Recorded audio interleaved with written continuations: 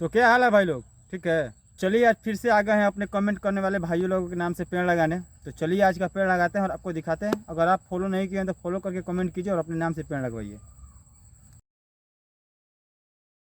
ये पेड़ हमारे राकेश यादव भाई के नाम से। ये पेड़ हमारे अभिजीत कुमार भाई के नाम से। ये पेड़ हमारे श्रीकांत यादव भाई के नाम से।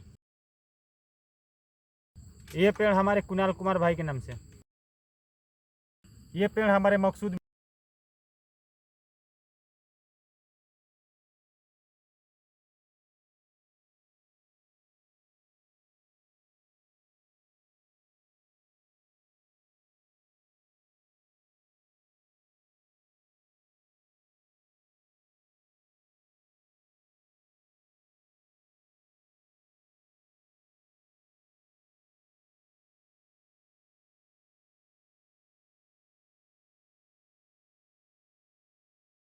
भाई के नाम से।